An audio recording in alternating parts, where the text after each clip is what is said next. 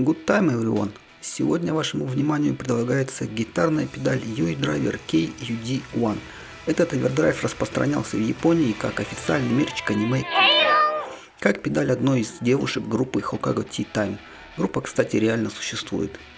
Видимо, из-за коллекционной ценности стоит этот овердрайв баснословных денег, хотя в самой схеме нет ничего уникального.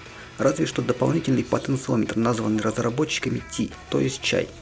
От классического тона он отличается тем, что является своеобразным фильтром верхних частот для инвертированного сигнала обратной связи, которым осуществляется управление гейном.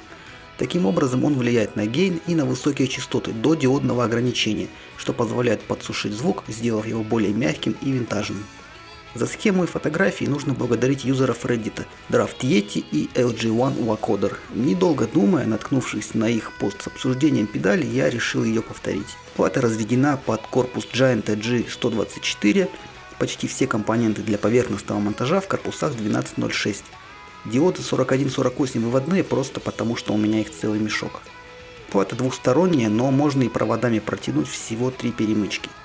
А вот идея сделать цельную плату и обойтись вообще без проводов оказалась провальной. Распаивать 3 ПДТ, крепить потенциометры в корпус светодиод неудобно, а джеки так и вовсе можно распаять только в последнюю очередь после установки платы в корпус. Такими инженерными решениями ремонтопригодность стремится к педалям фирмы Boss. Кто их разбирал, тот меня поймет. Поэтому не предлагаю вам страдать как я, а распаять джеки и переключатель проводами, избежав многих неудобств при сборке. Шаблон укороченной версии платы вместе со всем необходимым вы найдете в архиве под этим видео.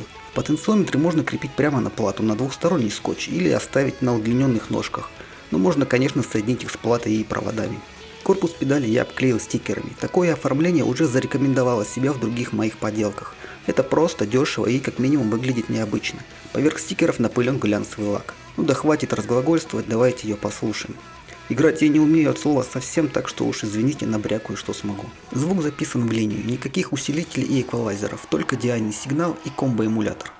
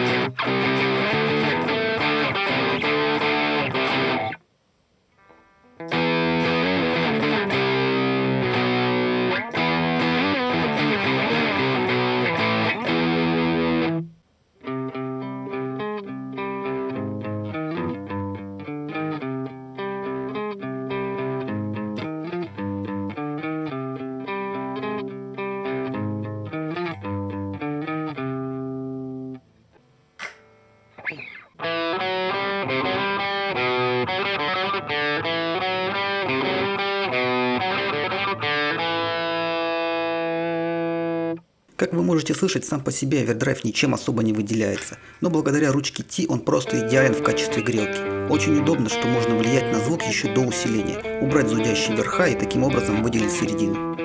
Если остались вопросы, задавайте их в комментариях. Все шаблоны для лазерного утюга и схема в архиве под видео. Всем удачи, всем пока!